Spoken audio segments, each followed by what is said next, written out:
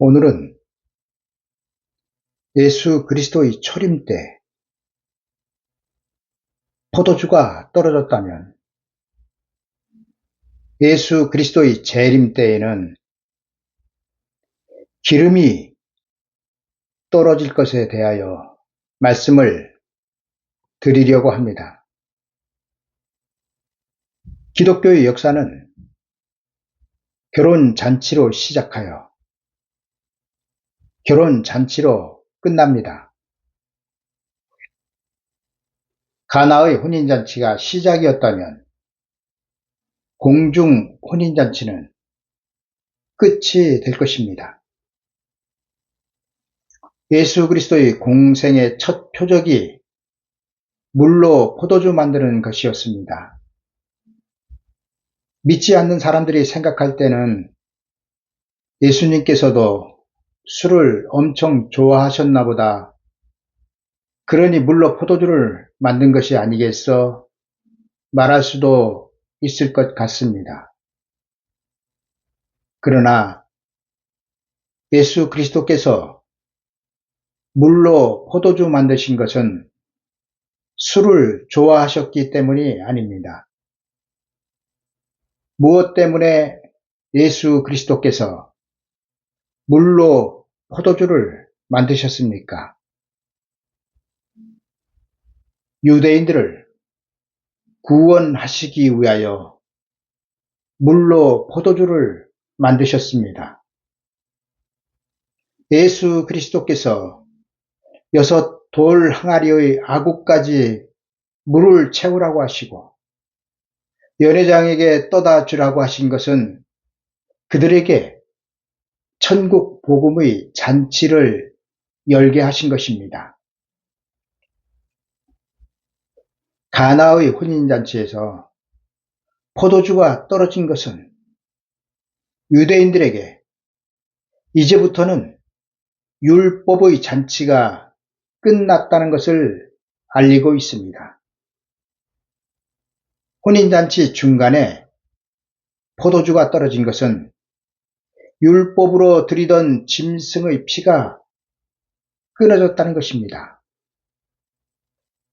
짐승의 피가 완전히 끊어진 상태에서 예수 그리스도의 새로운 피로 혼인잔치가 계속되었습니다.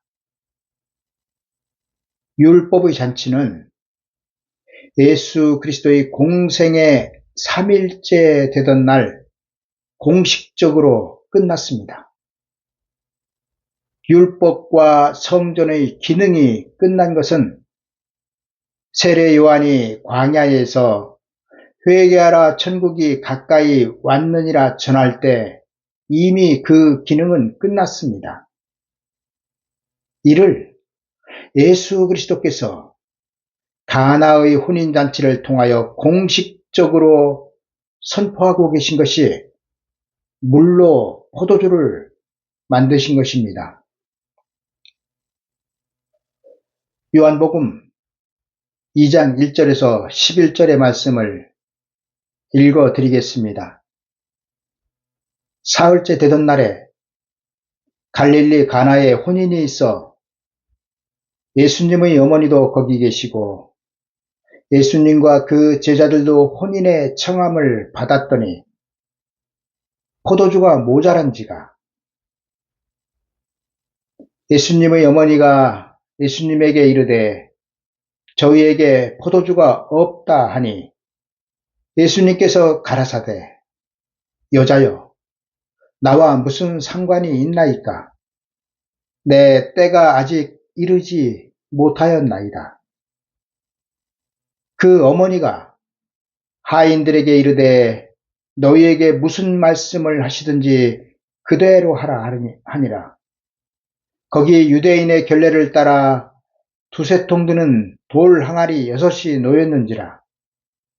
예수님께서 저희에게 이르시되 항아리에 물을 채우라 하신즉 아구까지 채우니 이제는 떠서 연회장에게 갖다 주라 하시매 갖다 주었더니 연회장은 물로 된 포도주를 맛보고 어디서 났는지 알지 못하되 물떠온 하인들은 알더라.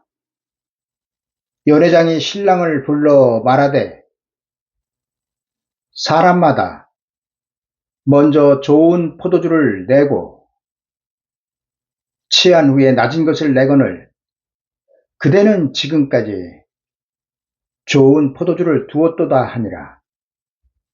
예수님께서 이 처음 표적을 갈릴리 가나에서 행하여 그 영광을 나타내심에 제자들이 그를 믿으니라. 이 말씀을 정리하면 이렇습니다. 사흘째 되던 날에 가나에 혼인잔치가 있었습니다. 예수님의 일행들도 초청되었고 예수님의 어머니 마리아도 거기 있었습니다. 혼인잔치 중간에 포도주가 떨어졌습니다.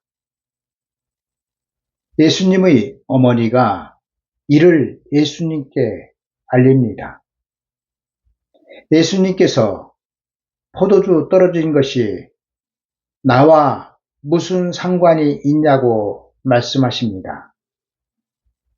예수님께서 6 돌 항아리에 물을 아구까지 가득 채우라고 말씀하십니다. 물이 변하여 포도주가 되었고 잔치가 계속 이어졌습니다. 이 첫 표적을 통하여 제자들이 예수 그리스도를 믿었습니다. 가나의 혼인잔치 자리는 율법과 천국 복음이 교차되는 자리였습니다. 포도주 떨어지기 이전의 잔치는 율법의 잔치였으며 물로 된 새로운 포도주의 잔치는 천국 복음의 잔치였습니다. 짐승의 피가 끊어지고 예수 그리스도의 피로 가나의 잔치는 계속 이어졌습니다. 율법의 잔치에 예수님의 어머니도 예수님도 그 제자들도 다 초청되었습니다. 이는 예수 그리스도를 포함하여 전부 다 율법 아래 그들이 있었다는 것을 말합니다. 율법은 구원자이신 예수 그리스도마저 율법 아래 있게 하였습니다. 이에 대하여 바울은 갈라디아서 4장 4절에서 5절에 이렇게 말씀하고 있습니다. 때가 참에 하나님이 그 아들을 보내사 여자에게서 나게 하시고 율법 아래 나게 하신 것은 율법 아래에 있는 자들을 속량하시고 우리로 아들의 명분을 얻게 하려 하심이라. 예수 그리스도는 율법 아래에서 나시고 율법을 완성하시고 율법을 십자가로 폐하셨습니다. 그래야 율법 아래에서 율법의 멍에를 메고 있는 인류를 구원할 수 있었던 것입니다. 예수 그리스도께서 성인으로 하늘에서 뚝 떨어져 오시지 않고 마리아의 몸을 통하여 오신 이유는 예수 그리스도께서 율법 아래 있게 하시기 위함이었습니다. 이로써 예수 그리스도는 율법을 그 몸으로 완성하시고 율법을 폐하신 것입니다.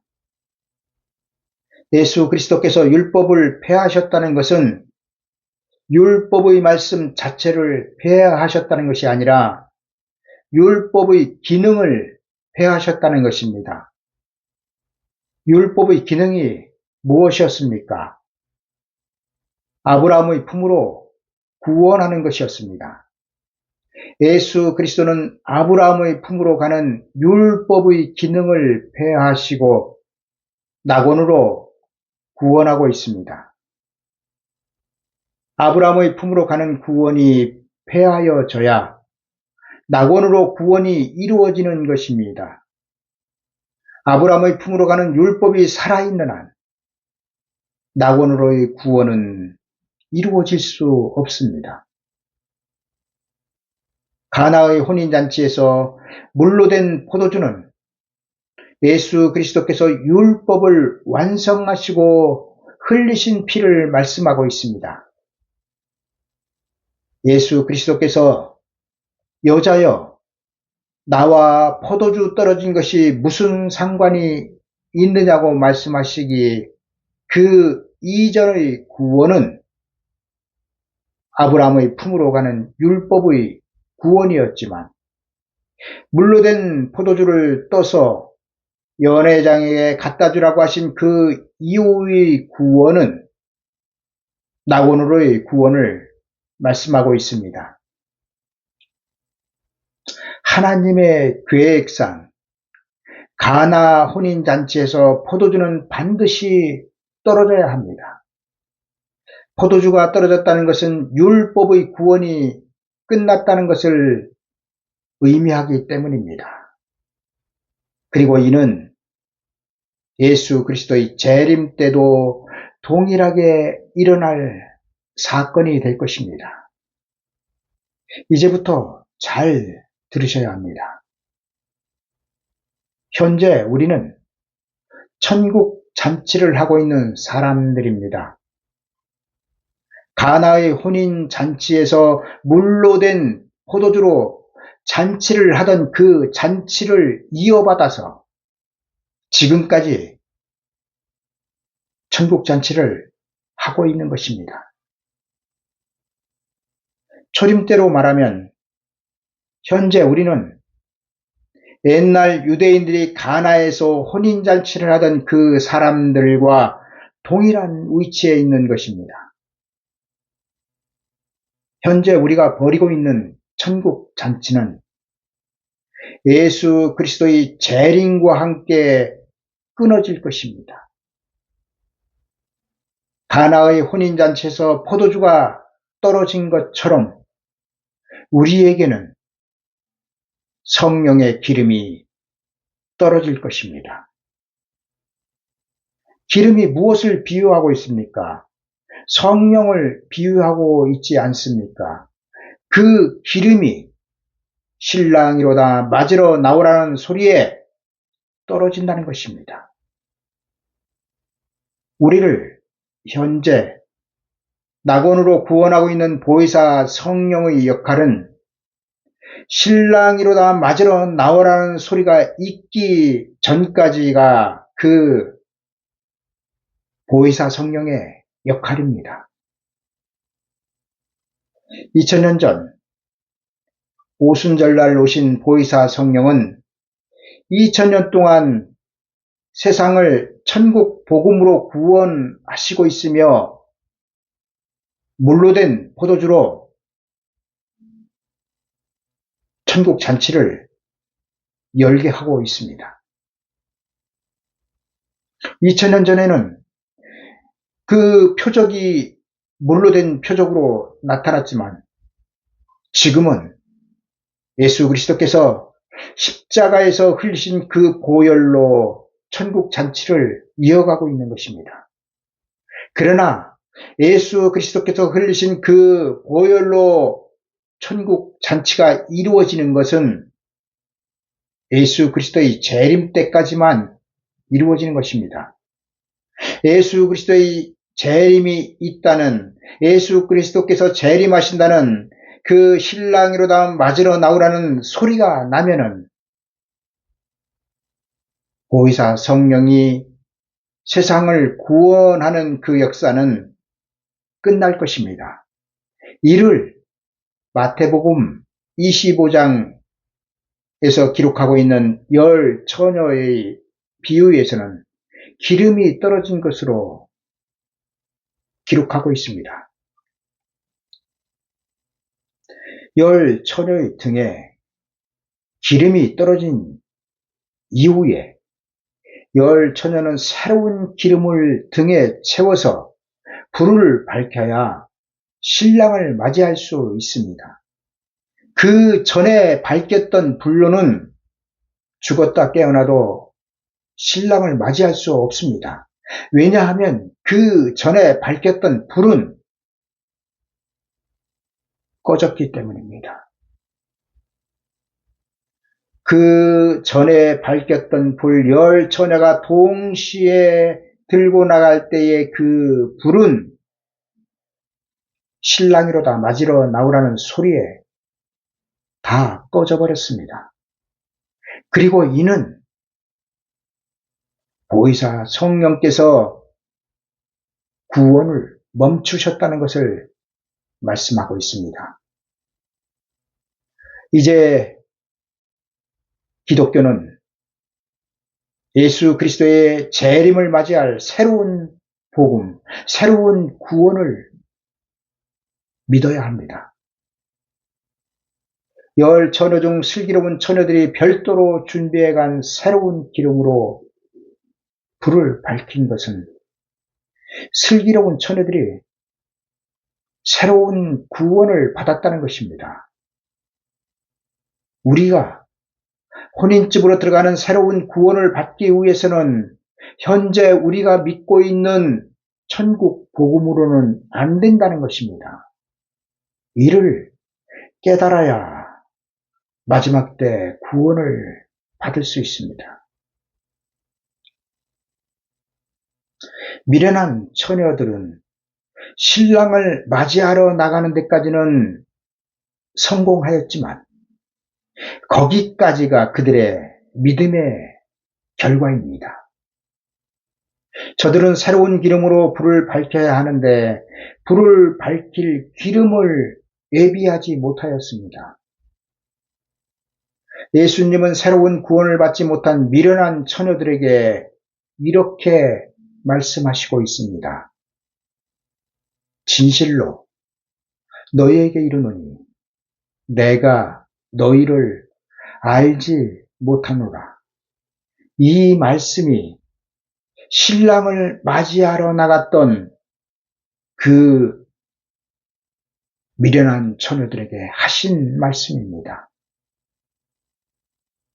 여러분, 예수 그리스도께서 진실로 너희에게 이르노니 내가 너희를 알지 못하노라 말씀하신 그 대상은 예수 그리스도를 믿지 않았던 사람들이 아니라 신랑을 맞이하기 위하여, 구원자를 맞이하기 위하여, 새로운 구원을 받기 위하여 나갔던 사람들입니다.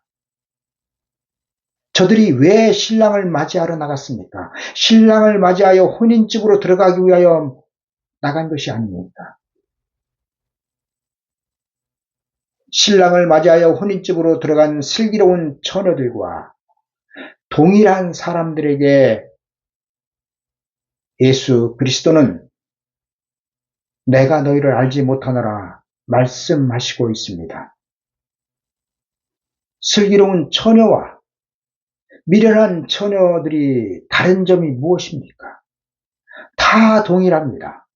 신랑을 맞이하러 나갔지요. 등에 불을 밝혔지요. 신랑이 더디옴으로 다 같이 졸며 잤지요. 신랑이로다 맞이하러 나오라는 소리에 다 같이 일어나 등을 준비하였습니다. 다 똑같은 믿음 위에 믿음 안에 있었습니다. 그런데 왜 미련한 처녀와 슬기로운 처녀들로 갈라졌을까요? 여러분, 그 이유는 별도의 기름이 있느냐 없느냐로 갈라졌습니다. 별도의 기름은 무엇으로부터 준비됩니까? 여러분, 별도의 기름은 복음으로부터 준비됩니다.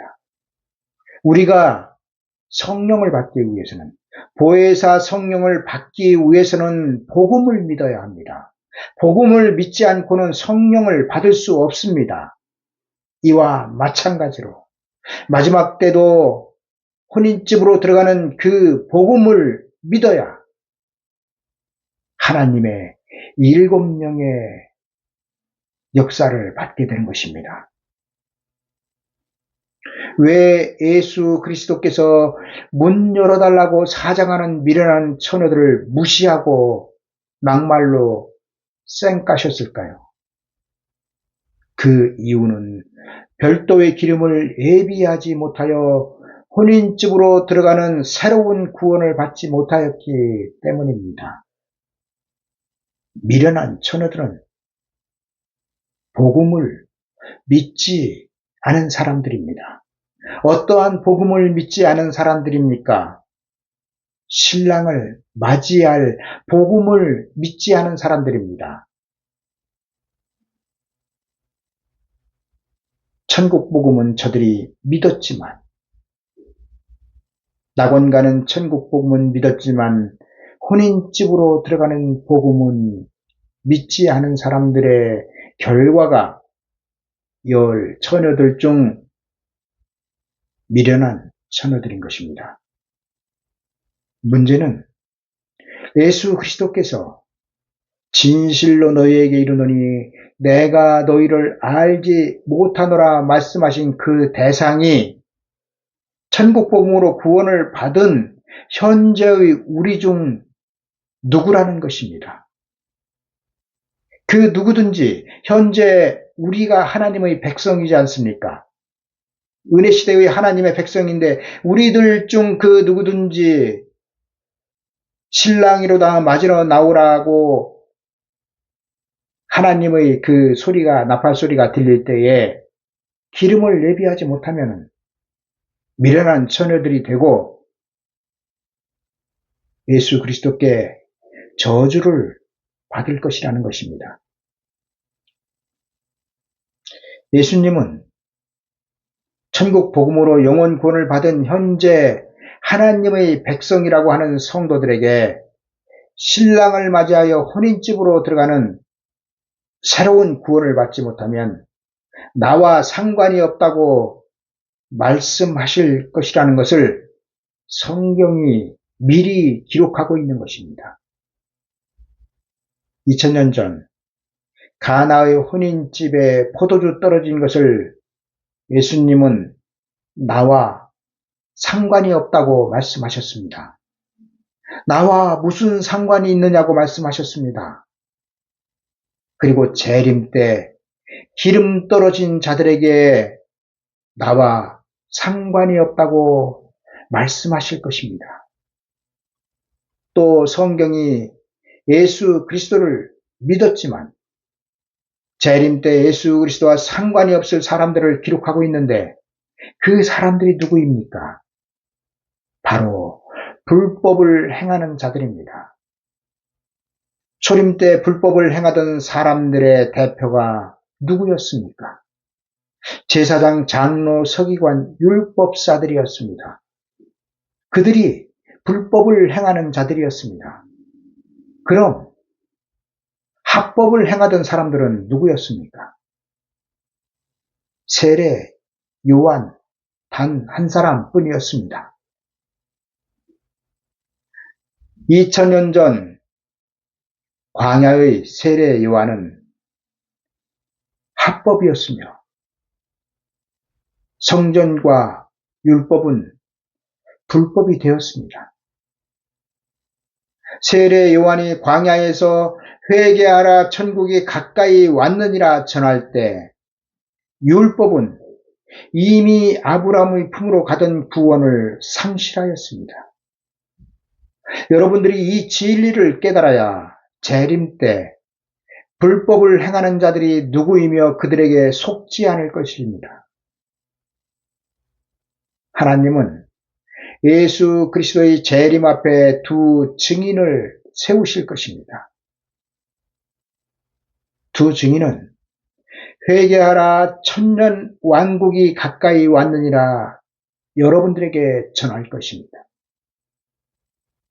왜냐하면 예수 그리스도의 재림을 맞이하여 들어갈 그 구원의 장소는 천년 왕국이기 때문입니다. 두 증인이 예언할 대상은 세상 사람들이 아닙니다. 세상 구원인 영원 구원은 두 증인이 예언을 시작하면 끊어질 것입니다. 두 증인은 신랑을 맞이할 교회에 예언을 할 것입니다. 그러나 깨어있지 못하고 때를 알지 못하는 사람들은 두 증인이 예언하고 있는데도 천국 복음을 전할 것입니다. 그러나 그때 천국 복음을 전하는 것은 불법이 될 것입니다. 여러분들이 이 진리를 깨달아야 하는데 참 안타깝습니다. 제가 어떻게 더한 말로 설명을 드려야 할지 저도 잘 모르겠습니다만 여러분들의 귀가 열려야 합니다. 우리가 기름이 떨어진 후 새로운 기름으로 새로운 구원을 받고 하나님 나라의 혼인잔치에 들어가려면 영원 구원의 보혜사 성령이 떠나가신 후 하나님의 일곱 영으로 새로운 구원을 받아야 합니다. 그리고 이 새로운 구원을 받기 위해서는 우리의 귀가 열려야 합니다. 피조물이 복음 없이는 구원을 받을 수 없습니다. 반드시 복음이 있어야 하며 복음을 증거하는 사람들은 하나님의 종들입니다. 이제 우리는 예수 그리스도의 재림만이 소망으로 남은 시대에 살고 있습니다. 그야말로 예수 그리스도의 재림이 코앞으로 다가온 시대에 살고 있는 사람들이 바로 현재의 하나님의 백성들입니다. 이 우리의 처지가 가나의 혼인 잔치에 참석하였던 그 사람들의 처지와 같다는 것입니다. 가나의 혼인잔치에 참석하였던 사람들이 물로 된 포도주를 먹어야 했듯이 우리는 성령의 그 보혜사 성령의 기름이 떨어진 후 하나님의 일곱 영으로 예비되는 기름을 준비해야 하는 것입니다. 신랑을 맞이할 복음이 어떤 복음입니까? 요한 계시록의 말씀입니다. 요한 계시록의 말씀은 현재 여러분들이 받지 못하고 있는 육체의 구원을 이룰 것이며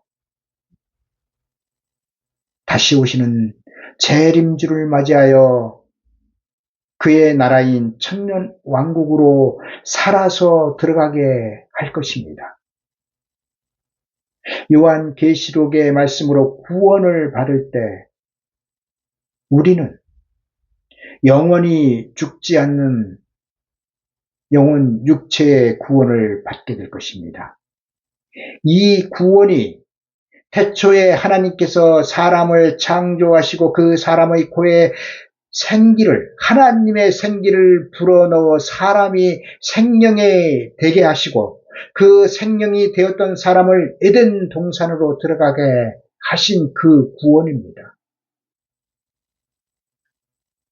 아담이 사람으로서 생명이 되어 하나님의 동산인 에덴 동산에 들어간 것이 알파적인 구원이었다면 우리가 예수 그리스도의 재림 때 요한 계시록의 말씀으로 영혼 육체의 구원을 이루어 에덴 동산과 같이 회복되는 천년 왕국으로 들어가는 것이 오메가적으로 이루어질 하나님의 구원입니다.